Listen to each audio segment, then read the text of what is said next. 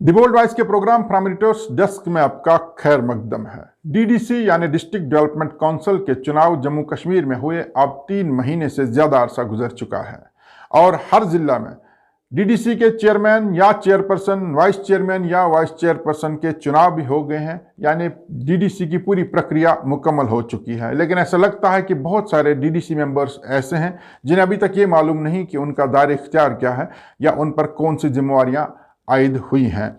आज के from editors desk के एपिसोड में हम इसी मौजू पर बात करेंगे और समझने की कोशिश करेंगे कि आखिर जम्मू कश्मीर में डीडीसी के चुनाव क्यों कराए गए और डीडीसी के मेंबर्स जो हैं उन पर कौन सी जिम्मेवारियां आयद हुई हैं। मेरा नाम शेख नासिर है। आज के मौजू पर बात करने से पहले मैं आपसे गुजारिश करूंगा कि अगर आपने अभी तक हमारा यूट्यूब चैनल सब्सक्राइब नहीं किया है तो मेहरबानी करके इसे सब्सक्राइब करें, बेल आइकन जरूर प्रेस करें और हमारे फेसबुक पेज को भी लाइक करें।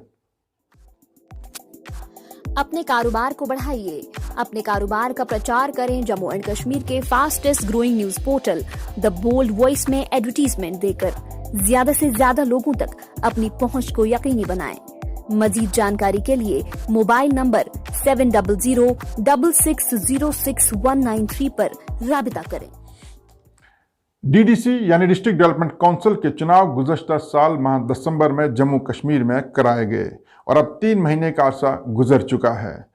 5 अगस्त 2019 को जम्मू कश्मीर में जब बहुत बड़ी तब्दीली लाई गई, जम्मू कश्मीर से आर्टिकल 370 को एब्रोगेट किया गया और जम्मू कश्मीर के हवाले से रीऑर्गेनाइजेशन बिल पास हुआ। जम्मू कश्मीर को 2 यूनियन टेरिटरीज में तकसीम किया गया, यूनियन टेरिटरी लद्दाख और union territory Jammu and Kashmir.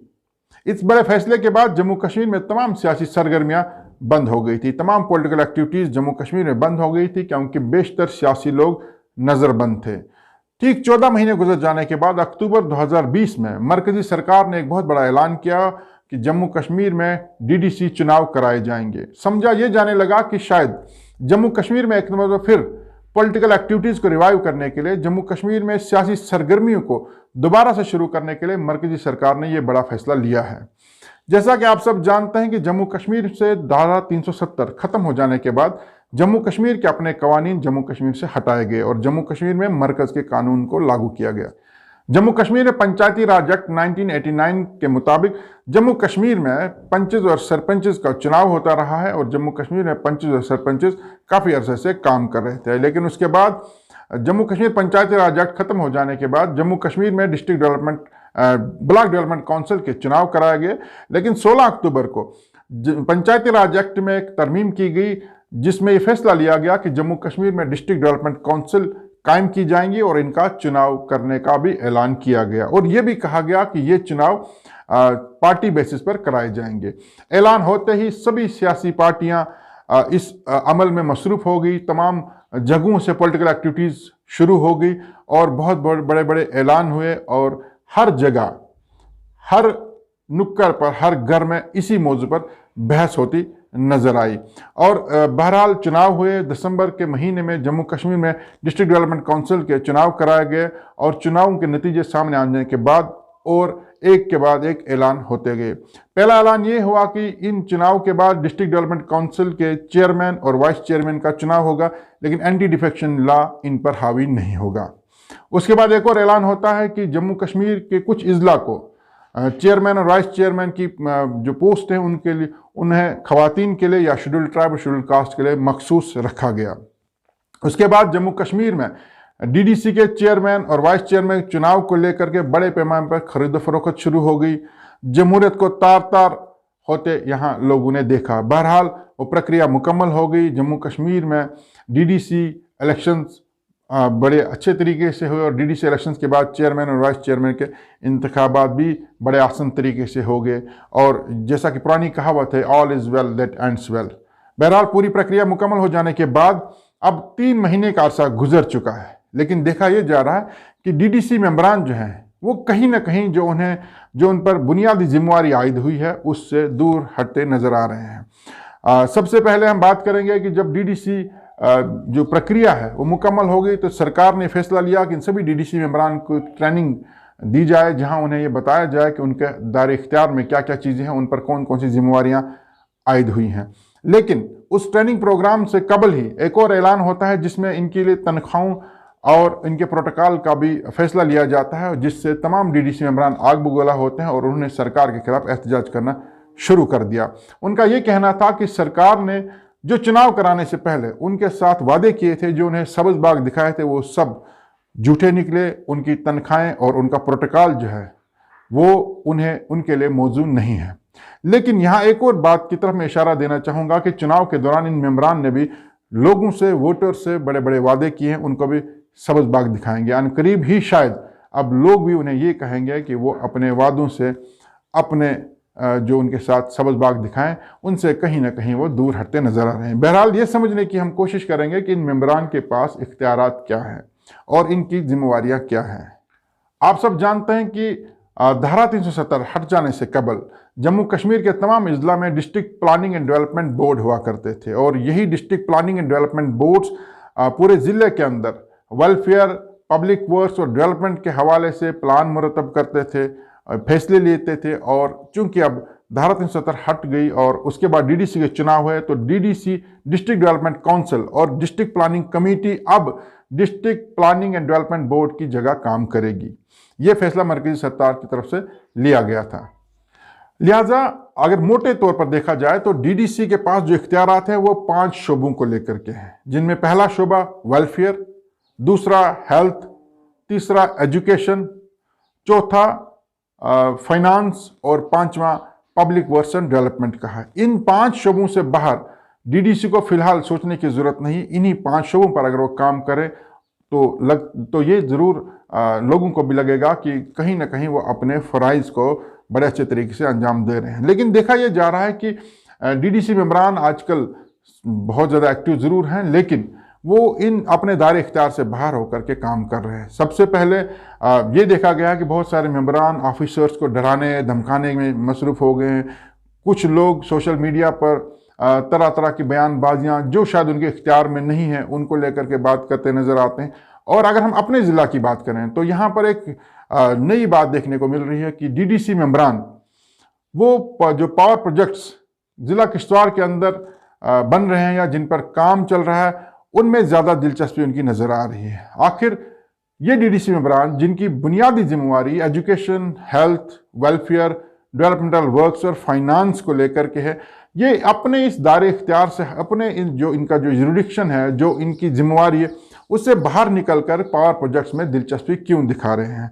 और बड़े ही गर्व के साथ, बड़े ही अथॉरिटी के साथ वो इन पावर प्रोजेक्ट्स में रोज़गार और बाकी चीज़ों के हवाले से एहतजाज की धमकियां भी दे रहे हैं। और ये भी सुना गया है कि ये मेंबरान आजकल यूनियनबाजी में भी मसरूफ़ अमल नज़र आ रहे हैं। अब सोचने की बात यह है कि जो इन पर बुनियादी जिम्मेवारी आयद की गई, जिसमें उन्हें हेल्थ, एजुकेशन, फाइनेंस, वेलफेयर और डेवलपमेंट का ही एक सब्जेक्ट दिया गया है, उससे हट करके पावर प्रोजेक्ट की तरफ इनकी दिलचस्पी क्यों है। बहरहाल आने वाला वक्त ये ज़रूर अयां करेगा कि पावर प्रोजेक्ट्स में इन लोगों की दिलचस्पी क्यों है। आज हम इस मौजू पर बात करेंगे कि इनके जो दायरे इख्तियार है, इसमें अगर डिटेल में जाने की कोशिश करें तो इन पर कौन कौन सी जिम्मेवारियाँ आयद हुई हैं। सबसे पहली जो जिम्मेवारी इस डीडीसी पर रहेगी वो ये कि इस डीडीसी को ज़िला के लिए प्लान मुरतब करना है। जो प्लान पहले district planning and development board मुरतब करता था, वो प्लान अब डिस्ट्रिक्ट डेवलपमेंट काउंसिल मुरतब करेगी। दूसरा जो इन पर जिम्मेवारी आयद की गई कि हर 3 महीने के बाद ये एक इजलास बुलाएंगे। 3 महीने गुजर चुके हैं, अभी तक कोई इजलास बुलाया नहीं गया है। हर 3 महीना गुजर जाने के बाद इन्होंने एक इजलास बुलाना है जिसमें बड़े बड़े फैसले लिए जाएंगे।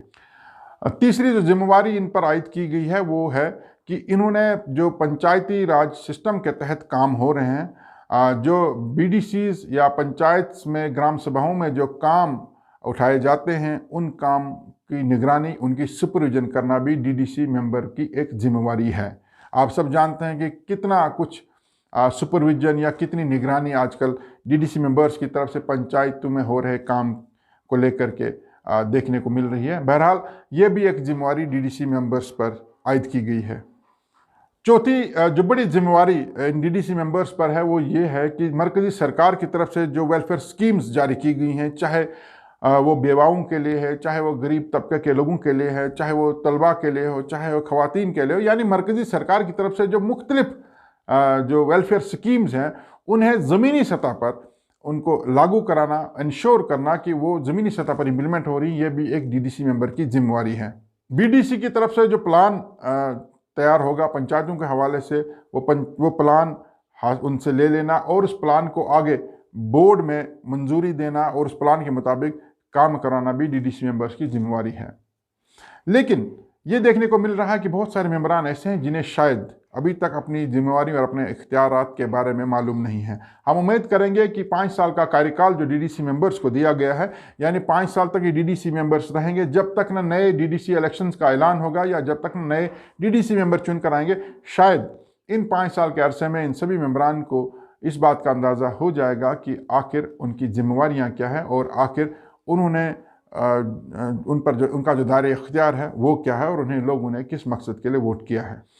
बहरहाल, अगर मरकजी सरकार की नीयत सिर्फ इस हद तक थी कि किसी न किसी बहाने से जम्मू कश्मीर के अंदर सियासी सरगर्मियों को शुरू किया जाए, पॉलिटिकल एक्टिविटीज़ को रिवाइव किया जाएगा, तो मैं समझता हूँ कि मरकजी सरकार अपने उस काम में कामयाब ज़रूर हुई है, क्योंकि डीडीसी के चुनाव होने के बाद से ही जम्मू कश्मीर के अंदर पॉलिटिकल एक्टिविटीज़ शुरू हो चुकी हैं। और सबसे बड़ी कामयाबी अगर सियासी हवाले से मैं समझता हूँ जम्मू कश्मीर के डीडीसी इलेक्शन से मरकज़ को जो हासिल हुई, वो कहीं ना कहीं जो गुपकार अलायंस बना था, जो People's Alliance for Gupkar Declaration बना था, जो शायद मरकजी सरकार के लिए एक बहुत बड़ा दर्दसर बनने वाला था, वो डीडीसी चुनाव के बाद उस पर बहुत ज़्यादा मनफी असर पड़ा है। अंदरूनी इख्तलाफात कहिए या लोगों की चुनाव में ज़्यादा दिलचस्पी कहिए, वो कहीं ना कहीं मरकजी सरकार उस मकसद में कामयाब ज़रूर हुई है। लेकिन लोगों ने जिस मकसद के लिए वोट किया है, अगर मरकजी सरकार का मकसद वही था, वो उसमें कामयाब हो गई है। लेकिन लोगों ने जिस मकसद के लिए डीडीसी मेंबरान को वोट किया था, अब इन डीडीसी मेंबरान की जिम्मेवारी बनती है कि वो इन लोगों के साथ इंसाफ करे और जो उनके दायरे इख्तियार में है और जो उन पर जिम्मेवारियाँ आयद हुई हैं, उन जिम्मेवारियों और उन अपने दायरे इख्तियार में रहकर उन जिम्मेवारियों को पूरा करें, ना कि वो पावर प्रोजेक्ट्स में मिलने वाले काम या दीगर मामलात में अपने आप को मसरूफ रखें। ज़रूरत इस बात की है कि जिस मकसद के लिए डीडीसी बनाई गई थी, जिस पर्पज़ के लिए लोगों ने वोट किया है, वो पहले वो काम करें। आज का एपिसोड देखने के लिए बहुत बहुत शुक्रिया। बहुत जल्द हम एक नए मौजू के साथ हाजिर होंगे, तब तक दीजिए इजाज़त। हमारे फेसबुक पेज को लाइक करें और अगर आपने हमारे YouTube चैनल को अभी तक सब्सक्राइब नहीं किया है तो जल्दी से सब्सक्राइब कर दीजिए। बेल आइकन ज़रूर प्रेस करें ताकि आपको हमारी वीडियो की